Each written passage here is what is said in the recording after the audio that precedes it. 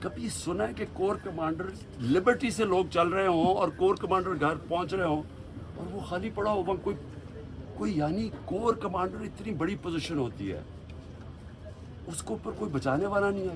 وہ سی C T V camera کدھر ہیں؟ وہاں سی سی ٹی وی کیمرہ لگے ہوں گے, پتہ تو چلے وہ کون سی شکلیں تھیں جنہوں نے جلایا. اب تک تو سامنے آ جانا چاہیے تھا سب کچھ. ٹی وی پہ اتنی زیادہ پروپیگنڈا چل رہا ہے, کم از کم وہ شکلیں تو دکھا دیں سی سی ٹی وی کیمرہ پہ کن لوگوں نے جلایا تھا وہ کور کمانڈر کا گھر. اور کیا آپ کو ہماری ڈاکٹر یاسمین میری بہنیں وہاں باہر کھڑی ہو کے کہہ رہی ہیں کہ آپ نے اندر نہیں جانا. کون تھا جس نے اندر ان کو کیا ہے؟ وہی لوگ تھے جنہوں نے میاں والی کے اندر جہاز چوک پہ سب جب وہاں پرامن احتجاج کرے انہوں نے کہا جی یہ اس کو جلانا ہے جہاز کو. وہ بھی وہاں سے رپورٹس ہیں کہ وہ آگے ان کو آگے کہہ رہے تھے کہ آپ نے یہ کرنا ہے. پشاور میں وہی رپورٹس آ رہی ہیں کہ اندر گھسے ہوئے تھے لوگ جو آپ اکسا رہے تھے کراؤڈ کو. دیکھیں 27 سال میں کبھی کسی نے اس طرح کی کوئی حرکت نہیں کی, تو ایک دم یہ جو سب کچھ ہوا ہے تو اس کے اوپر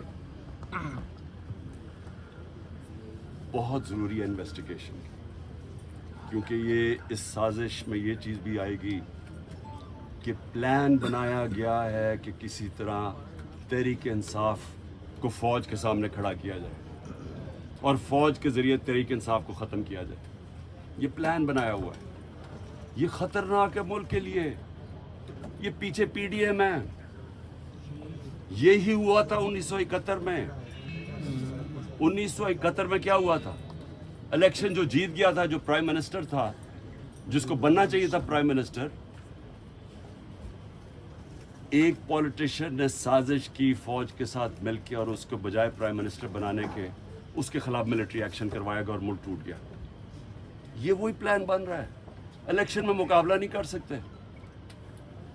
37 میں سے 30 بائی الیکشن ہار چکے ہیں, تو اب ان کو یہ نظر آ رہا ہے کہ نہ کسی طرح فوج کے سامنے کھڑا کرو. کون اپنی فوج سے لڑتا ہے مجھے بتائیں؟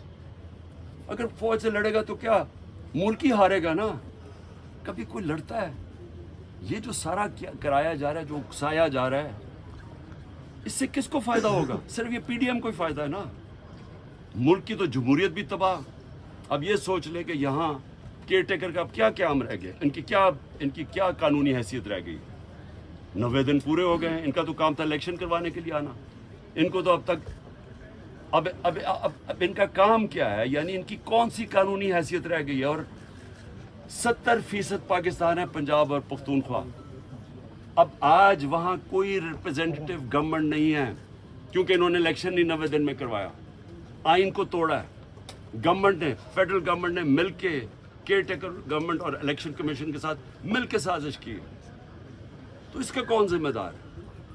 اور یہ سارا ایک سازش کا حصہ ہے کہ کسی نہ کسی طرح اس ملک میں الیکشن نہ کرواؤ اور پہلے وہی لنڈن پلان کا حصہ کہ تحریک انصاف کو کرش کرو, عمران خان کو جیل میں ڈالو یا سائڈ پہ کرو اور مروا دو اس کو. یہ سارا وہ پلان کا حصہ ہے. لیکن سوال آخر میں میرا یہ ہے کہ کیا پاکستان جیتے گا اس سے؟ کیا ہماری جمہوریت کو فائدہ ہے, ہمارے اداروں کو, ہمارے آئین کو؟ یہ تو سارا تباہ ہو رہے ہیں اسی پروسیس کے اندر. خان صاحب یہ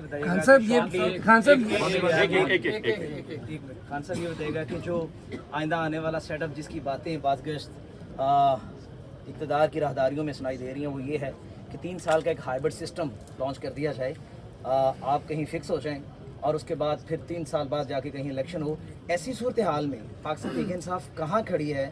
اگر 14 مئی بھی گزر گئی, آنے والے دن بھی گزرتے جا رہے ہیں, الیکشن کی ڈیٹ آپ کو مل نہیں رہی, پارٹی کے لوگ آپ کو چھوڑ کے جا رہے ہیں, این سی اے کا اسکینڈل آپ کے سر کے اوپر کھڑا ہے, ایسے میں آپ کہاں دیکھتے ہیں پارٹی کہاں سٹینڈ کرے؟ دیکھیں, کوئی بھی راستہ لوگے نا, آج پاکستان جدھر کھڑا ہے, آپ صاف اور شفاف الیکشن کے علاوہ جو بھی راستہ لوگے وہ پاکستان کی تباہی ہے. مجھے کوئی سمجھا دے, آج کسی دانشور سے پوچھ, آج اسے بتا دیں کہ پاکستان یہ خاص طور پہ جو معاشی دلدل میں پھنس گیا, پاکستان کی تاریخ کی سب سے زیادہ مہنگائی ہے.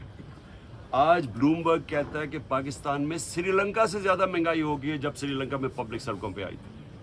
تو سوال یہ ہے کہ اس سے نکلنا کیسے؟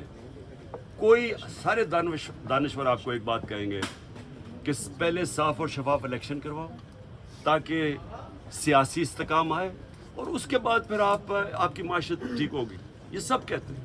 अच्छा खान साहब ये बताइएगा कि आपको जो पॉपुलैरिटी मिली है वो पाकिस्तान में किसी लीडर को नहीं मिली, तो आप ये कोर कमांडर में जो हमला हुआ है उसकी आप मजम्मत करते हैं? क्योंकि कुछ लोग जैसे आप भी कह रहे हैं कि पाकिस्तान तहरीक इंसाफ को और फौज को आपस में लड़वाना चाहते हैं, तो आप उसकी मजम्मत करते हैं? दूसरा, बिजनेस कम्युनिटी आपसे कुछ रोज़ पहले मिली है, कुछ वो कोशिश कर रही है कि आपके जो मामला हैं या मुज़ाकरात हैं इस्टेब्लिशमेंट से हो जाएँ और ये सारे मामला जो है सेटल डाउन हो जाएँ? देखिए, सबसे पहले तो कौन नई मजम्मत कर रहा जो कोर कमांडर हाउस जलाया गया? मुझे कोई इंसान बता दें पाकिस्तान में जो नहीं कर रहा। यानी वो पुरानी इमारत को जलाना, यानी इस तो ये जान के जो हमारे ऊपर डाला जा रहा है, पहले हमारे से पूछें कि कभी इमरान खान ने 27 साल में कहा है कि जनाब जलाओ घराव करो? हमेशा पुरअमन एहतजाज का कानून और आइन के बीच में रह गया। ये मेरा 27 साल का है भाई, जब मुझे गोलियां लगी हैं तब तोड़फोड़ नहीं हुई, तब जलाओ नहीं किया। तो इसलिए राब्ते का मुज़ाकरात का 2 मिनट सवाल मुज़ाकरात के बारे से बता दीजिए। बैकडोर मेरी कोई इस वक्त मुज़ाकरात नहीं हुई। हमारा सिर्फ एक ही, मैंने शुरू से कहा है कि मैं हर से बात करने के लिए तैयार हूँ, लेकिन बात करने की तो एक ही है, इलेक्शंस, और बात किसकी करनी है? भट्टी साहब जी भट्टी साहब बोलें यार,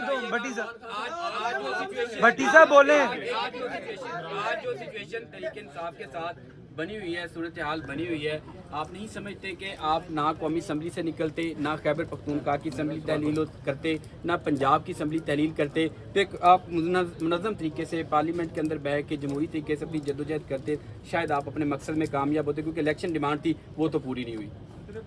एक मिनट, अगर आप ये मुझे कह रहे हैं कि पाकिस्तान का आइन वाज़े तौर पे जब कहता है कि जैसी आपकी असम्बलीज डिज़ोल्व होंगी 90 दिन में इलेक्शन होगा, इसके ऊपर सारे पाकिस्तान के सुप्रीम कोर्ट के जजेस मुत्तफिक हैं, सारे पाकिस्तान के वकील मुत्तफिक हैं, तो हमने अपनी असम्बलीज और नून लीग के लीडर्स ने स्टेटमेंट दिए कि अगर आपको इलेक्शन चाहिए तो अपनी असम्बलीज डिसॉल्व कर।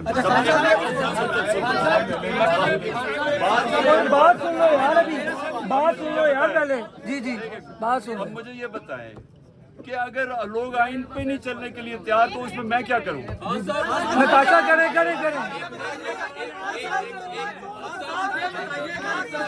यार, एक 1 बाय 1 कर लो।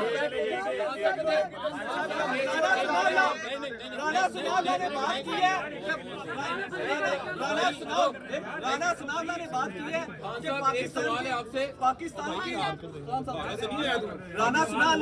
की है, पाकिस्तान की सबसे बड़ी पार्टी है पाकिस्तान तहरीक इंसाफ।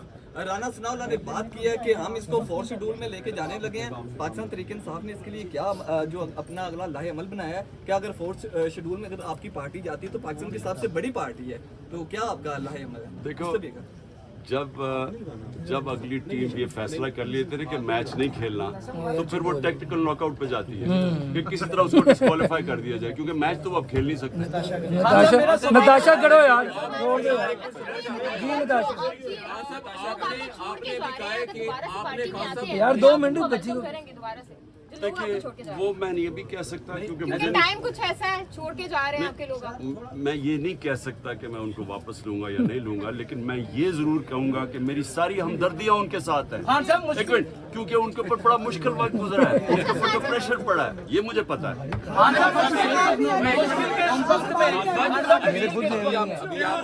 आपने कहा है कि मैं अकेला भी रह जाऊं, मैं अपने मौक़िफ़ से पीछे नहीं हटूंगा। आप भी अपने मौक़िफ़ से पीछे नहीं हटना चाह रहे, जो आपके साथ, जो आपके खिलाफ है, वो भी पीछे नहीं हटना चाह रहे, तो हम मुल्क की तबाही देखें मुस्तकबिल में। देखिए, अब मेरे खिलाफ है कौन? इनको तो छोड़ देना पीडीएम को, ये तो इनके साथ लड़ाई नहीं है। देखिए, मेरी उनसे कोई लड़ाई नहीं है, गुस्सा उस तरफ से है, वो मुझे अभी तक नहीं पता क्यों। या आप यकीन करें कि मुझे नहीं पता क्यों, क्योंकि मेरी उस तरफ कोई लड़ाई नहीं है। खान साहब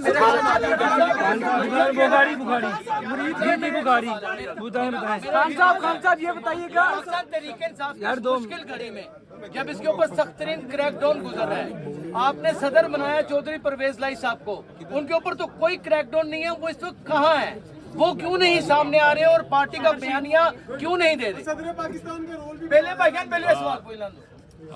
परवेज इलाही के घर में जो हुआ है उसका बदतर बंद गाड़ी ने उसका घर तोड़ा है, जो औरतों से हुआ है जिस तरह का वो, यानी क्योंकि मुझे तो पता है मेरे घर में वो हुआ है, मेरी बीवी अकेली यहाँ बदतर बंद गाड़ी ने दरवाज़ा तोड़ा और यहाँ 40 पुलिस वाले चारों ऊपर नीचे, यानी देखें जो ये किया जा रहा है ना, मैं सिर्फ आपको एक बात बताना चाहता हूँ, ये इस मुल्क की तारीख में नहीं हुआ और मुझे समझ नहीं आ रही कि इससे अचीव क्या करने की कोशिश करें। मुझे सिर्फ एक ही समझ आ रही है कि 1 साल से पार्टी को ख़त्म करने की कोशिश की जा रही है, वो पार्टी और मजबूत होती जा रही है, वोट बैंक और बढ़ता जा रहा है, अब वो इधर आ गए कि खौफ फैलाना चाहते हैं। अच्छा, इसी तरह खौफ इतना फैल जाए औरतों से जो, लेकिन लोगों को, मुझे जो सबसे ज़्यादा मसला आया ना, देखिए मैंने लोगों से बात की अपने, मैं तो जब से निकला हूँ, मैं अपनी जो जेल में अभी तक नहीं है, वो बेचारे साथ अंडरग्राउंड ही हैं, लेकिन जो मुझे समझ आई है कि देखिए लोग अपने ऊपर मुश्किलात बर्दाश्त कर लेते हैं, लेकिन घर की औरतों के ऊपर कोई नहीं